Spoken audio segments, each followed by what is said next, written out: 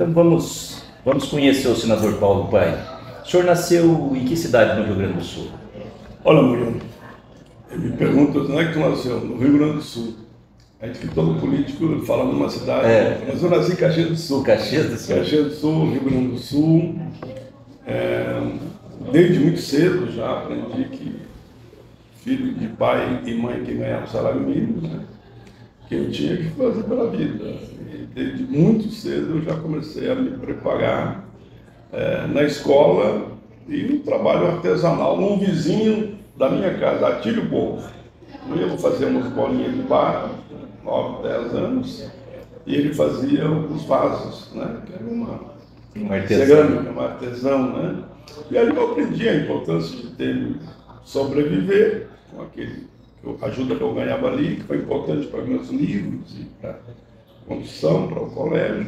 Eu sempre ajudava a família. Essa dificuldade, a gente não está aqui falando que criança tem que estar trabalhando, não. A criança é na escola. Você está contando, me pediu a minha vida real. Sim, a real foi assim. E pode saber que muita gente nesse país imenso. Eu comecei a trabalhar aos 10 anos. Viu? Muita criança começou a trabalhar muito cedo, né? E nós temos que dar condições nesse país para essas crianças estudem, né? E que sejam dirigentes nossos até no futuro. Os grandes engenheiros, médicos, arquitetos, políticos, enfim. O Brasil poderia estar na dimensão que o nosso povo merece. E como diz o presidente Lula, é qualidade de vida, alimentação, educação, saúde para todos. O senhor trabalhou com esse ceramista e ao mesmo tempo o senhor estudava? Isso, de manhã eu ia para lá, ficava com ele lá, um amigo do pai, da minha mãe, Atílio Povo, eu lembro o nome dele. E à tarde eu ia para a escola direto. Os pais não perdoavam que eu não fosse para a escola. Escola pública? Escola pública, sempre, eles ganhavam salário mínimo, escola pública, nem sonhava quem quer uma escola privada, sempre escola pública. O senhor entrou no movimento sindical, o senhor tem ideia de que ano, qual foi o processo que te levou ao movimento sindical?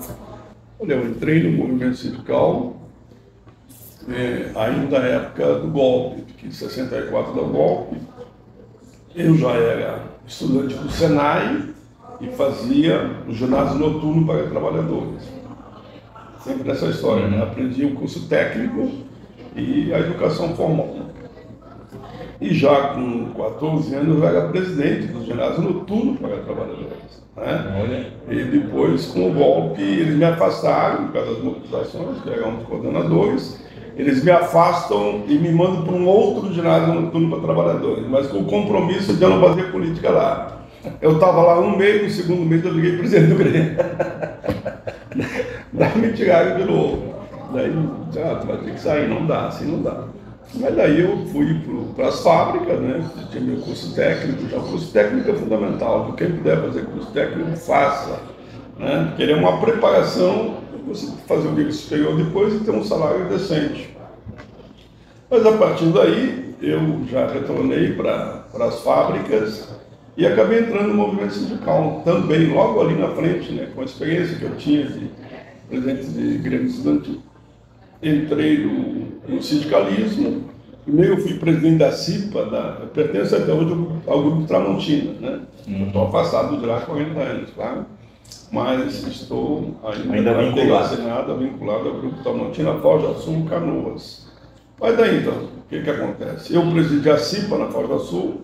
Eu concorri a ser membro da CIPA, eu digo, olha, o mais votado é o presidente, o outro é o vice. Hoje, infelizmente, quem indica o presidente da CIPA é o empregador.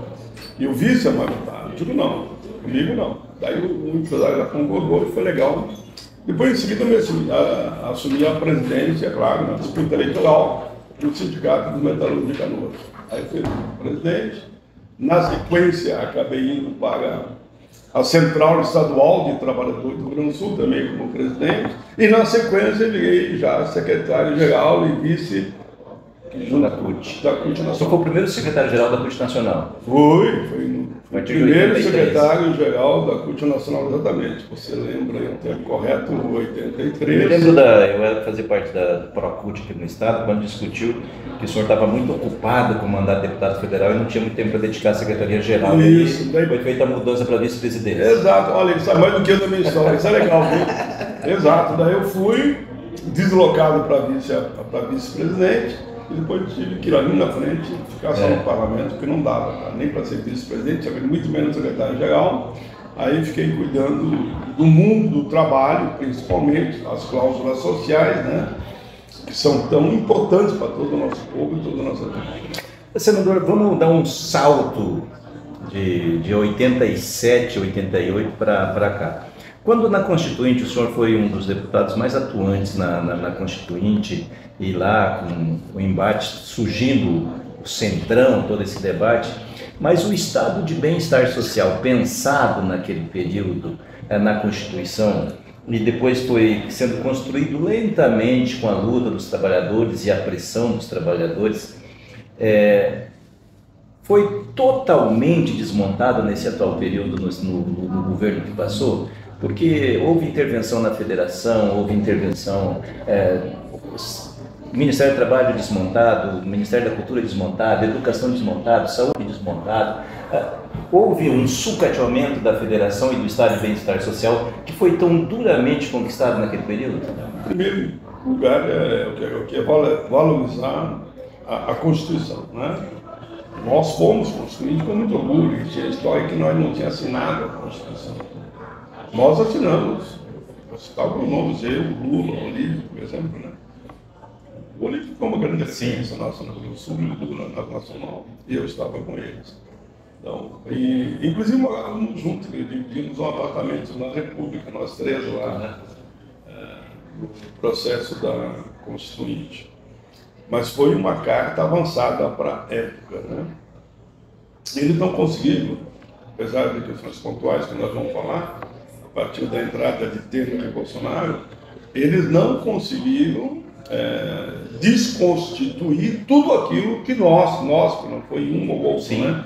Que nós, inclusive negociando com o Centrão, eu falei aqui na palestra que eu fiz, negociando com muita gente, com a habilidade dos nossos negociadores, nós fizemos uma Constituição moderna, com muito avanço social, regulamentando quilombola, regulamentando até os povos indígenas, temos que criar migração bem inafiançável, das greves, tudo na Constituição, né? Enfim, fizemos aquele capítulo da ordem social que é muito bom, avançamos na seguridade, na previdência, e isso, direitos individuais e coletivos também avançamos muito, e nada disso eles conseguiram mexer, certo? Tem cláusulas pétreas, né? Que nessa você não consegue mexer. Nós mantivemos até hoje, digo, o corpo do que há de melhor na Constituição veio dessa Assembleia Nacional Constituinte de 88. Bom, de lá para cá houveram momentos tristes na vida nacional, como foi o golpe contra a presidenta Dilma, né? Quando eles fazem o golpe, eles já tinham como meta atacar a Previdência, atacar o mundo do trabalho e todas aquelas propostas que olhavam com carinho para todo o povo brasileiro com o bem-estar social, né? Eles fizeram alguns estragos nesse período. Mas agora, como eu sou um otimista, né? Com a volta do presidente Lula, nós estamos recompondo tudo aquilo que eles destruíram nesse período. Fizeram um estrago muito grande, mas nada que a democracia não recupere, e com a boa vontade, digamos, daqueles homens e mulheres comprometidos com o país, de qualidade de vida para tudo, a gente não consiga fazer. Veja, o presidente Lula assumiu, porque vamos dizer que vai ser um ano, estamos aqui agora, já é praticamente novembro, né? Nesse um ano ele fez muito mais do que o governo Temer e Bolsonaro fizeram, e pelo contrário, além de fazer, ele foi reconstruindo aquilo que ele destruiu. Mas a gente acompanha aqui de bastante longe essa dificuldade, essa negociação que o governo do Lula tem tido para negociar com a Câmara dos Deputados. A força, aliás, a Câmara evoluiu não sei se para o bem ou para o mal, mas a Câmara de agora não é a mesma Câmara de 2002, quando foi eleito Lula. Tem outra formatação, outro entendimento, outro poder. Isso é ruim ou isso exercita muito mais o diálogo democrático? Eu diria que é ruim, viu? Porque a responsabilidade nossa, eu digo, de todo o povo brasileiro, com o processo eleitoral é fundamental. Não adianta você eleger só um presidente Não que não seja importante, mas não é, digamos, não completa o trabalho, você elege um presidente e deixa um Congresso na mão de setores superconservadores, né? Como é o caso hoje do Parlamento Brasileiro. Ulisses Guimarães sempre dizia uma frase: acho que está ruim, te prepara porque o ano que vem pode ser pior em matéria de processo eleitoral. Eu acho que não é bom o que aconteceu em matéria de número de parlamentares e senadores em relação ao que tínhamos anteriormente, mas também é a democracia, né? Eu digo, se está mal com a democracia, te prepara porque não tem sistema no mundo melhor que a democracia. Eles foram eleitos, querendo ou não, pela via democrática, pela opção do povo brasileiro, elegeu o presidente Lula, fundamental para todos nós, mas eu diria que elegeu uma maioria conservadora no Congresso Nacional.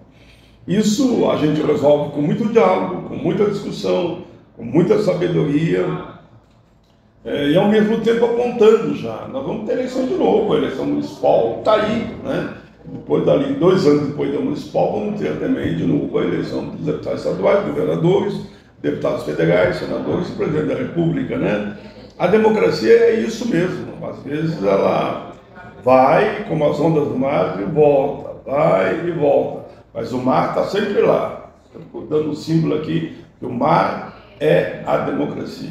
E como a democracia é o melhor sistema que se viu falar na história da humanidade em todos os tempos, eu acho que a democracia vai consertar isso tudo e nós avançaremos para termos melhores para todos os brasileiros. Senador, esse movimento conservador que a gente vive com Lira, e agora o Pacheco, se não bastasse isso, o Pacheco também dá uma guinada mais à direita, já antecipando a eleição do Senado, pelo menos é o que dizem a grande imprensa que acompanha, que tem a vontade do Alcolumbre voltar e tal. Mas antes desse processo tem 2024, o senhor disse. Como é que 2024 e 2026, pela importância de quem vai ser eleito. Né? Porque 2024 é a preparação, serve como preparação para 2026, a busca de prefeituras, é o debate da base, é onde a gente encontra o cidadão. Tem estudos e expectativas do PT na bancada, junto com o partido, a estratégia desse enfrentamento, como que está sendo pensado?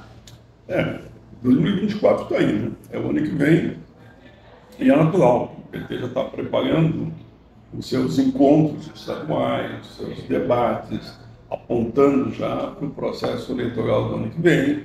Já tem indicações de pré-candidaturas em muitos lugares para prefeitos. Vou dar um exemplo, a Maria Rosário, que foi a autora da política de classe que eu relatei, ela já foi indicada como pré-candidata a prefeita de Porto Alegre, pré-candidata a prefeito de Porto Alegre. Enfim, todos os estados estão se movimentando, todos têm a clareza de que as eleições municipais são base fundamental para as eleições de 2026. É nesse sentido que todos nós estamos, inclusive, viajando, discutindo, cota, o Estatuto do Trabalho, discutindo aqui projetos que eu atuo muito, como o Estatuto da Pessoa com Deficiência, da Pessoa Idosa, da Igualdade Racial, da Juventude também. Enfim, nós estamos fazendo já grandes debates, não só em cima dos estatutos, mas dentro das políticas humanitárias que eu chamo, né? As políticas humanitárias são fundamentais para o povo brasileiro. O PT tem consciência, muita consciência, e também a frente ampla que o PT faz parte desse momento histórico, né, que vamos passar. Eu sempre falo muito na frente ampla pelo Brasil, né? E todas as pessoas de bem que quiserem se somar, serão bem-vindas para nós avançarmos e recuperarmos tudo que perdemos. Como eu vi aqui num debate que eu participei hoje, inclusive na CNT e na própria Previdência. O senhor falou da frente ampla.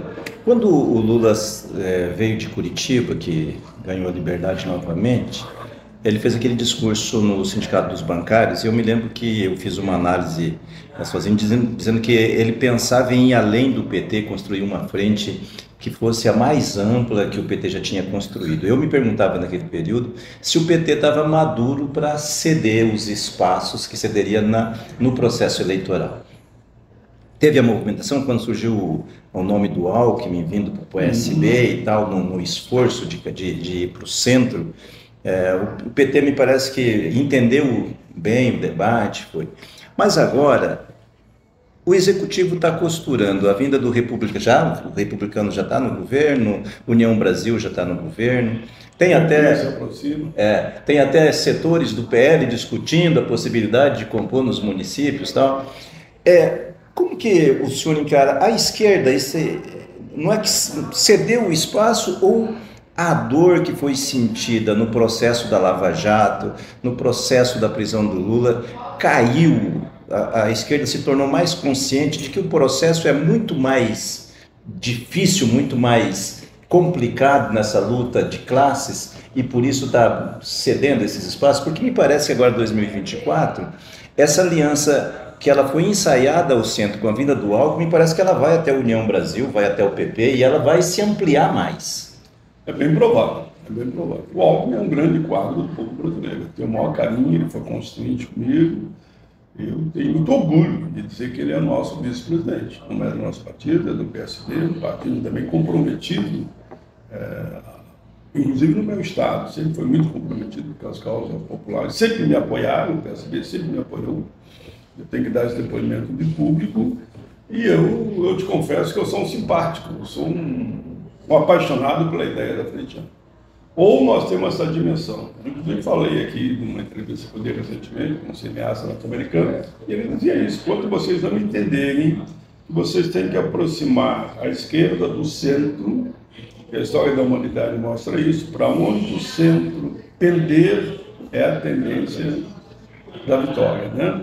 Se vocês não concertarem numa grande frente ampla, negros, brancos, indígenas, pessoas com deficiência, LGBT, setores organizados da sociedade, como o movimento sindical, o movimento social, as comunidades, façam uma grande frente ampla que ela há de influenciar, inclusive, nos partidos, para que venham também para essa composição. E aí essa composição tem que contar com o centro, não tem como.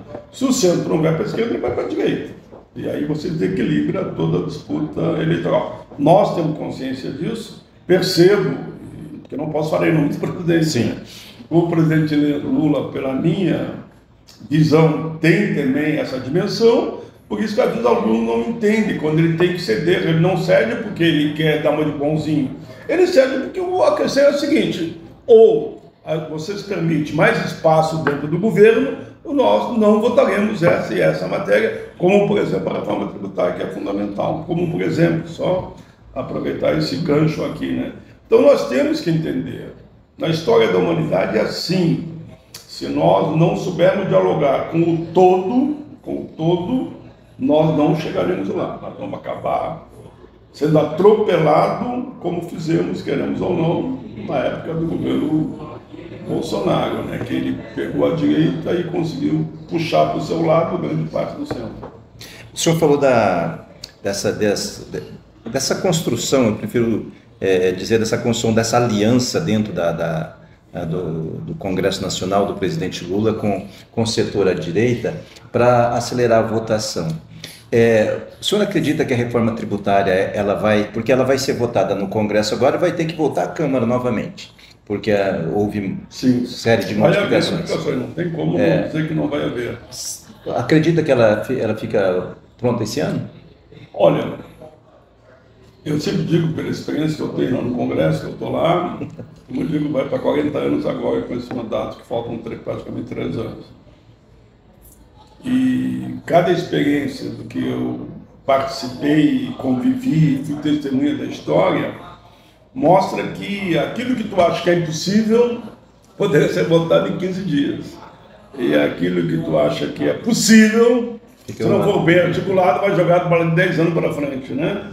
Então, a reforma tributária, ela chegou no limite, eu estou lá há tanto tempo, e já repeti aqui, e até hoje não houve uma reforma tributária. Olha, 40 anos, dá para dizer, uns falam que é mais até, sem ter uma reforma tributária, é porque interessava o sistema que estava aí, que não houvesse mudanças. Como eu falei aqui, uma reforma tributária que pensa nos pobres, que quem ganha mais pague mais, quem ganha menos pague menos, que tem um olhar carinhoso para a questão da alimentação, como está proposto na cesta básica. Enfim, a reforma tributária tem que vir para atender um país como o nosso, que é um dos países que mais produz alimentos no mundo, e nós temos 32 milhões de pessoas que vivem ainda com insuficiência alimentar e 20 milhões passam fome. É esse o projeto do presidente Lula e do Haddad, que está fazendo um brilhante trabalho. O Haddad é um grande articulista também, e aí Lula e Haddad estão construindo esse caminho da reforma tributária. Eu quero acreditar que nós vamos aprovar até o fim do ano ainda, quero acreditar, né? Que torço para isso, né? Não é torcer nem acreditar, é também trabalhar. Espero que aconteça. Indo para encerrar, não podia deixar de perguntar, é a primeira vez que as grandes fortunas pagam imposto no Brasil com a reforma tributária e também o que está se taxando os fundos exclusivos, as offshore, o setor dos jogos. É a primeira vez que as grandes fortunas estão sendo taxadas no Brasil? Eu não me lembro de ter um único projeto sobre taxação de grandes fortunas. Eu apresentei 3 projetos nesse sentido. Me pergunta como é que foram os projetos. Foram todos rejeitados e arquivados, né? Inclusive o próprio Fernando Henrique Cardoso apresentou um projeto nesse sentido. Também não foi para frente. Então, por isso que há tanta resistência. No primeiro momento, quando vem da Câmara aprovado, muitos setores achavam, bom, agora no máximo aí até setembro já resolve. Que é nada. Chegou setembro, chegou outubro, já estamos em novembro, né? E por isso vamos ter que trabalhar muito nesse sentido. E o status quo da elite desse país é muito poderoso, né? É o país da maior concentração de renda do mundo, por tudo isso que você falou dessa falta de tributação. Mas acredito que agora vai, não da forma que nós gostaríamos, mas, enfim, a vida é assim, você vai caminhando e construindo. Como dizia o poeta, não há caminhos permanentes e nem novos caminhos, tem que ter caminhos a ser perseguidos. E um deles é, de fato, o tributário grande fortuna. Quero agradecer a gentileza do seu tempo, a direção do PT por nos dar essa oportunidade dessa exclusiva e fica à vontade para se despedir dos nossos ouvintes, para cumprimentar o povo sul-mato-grossense e agora oficialmente o estado do Pantanal, né? Estado do Pantanal, muito bem, do qual eu ouvi muito de bom aqui em Mato Grosso do Sul. Olha, foi uma alegria enorme estar aqui, a forma como eu fui recebido pelas entidades sindicais, pelo PT, que me fez uma recepção com café aqui. Eu gosto de um cafezinho, viu? Estou conversando com você, comendo um bolinho aqui e tomando um café ao mesmo tempo, viu? Foi uma alegria enorme, bom falar com você, uma entrevista, eu diria, qualificada, que eu pedi para a minha equipe de gravar também, que eu quero botar nas redes. Adoro Mato Grosso do Sul e da longa esse povo tão querido. Obrigado, gente. Até a próxima, se Deus quiser.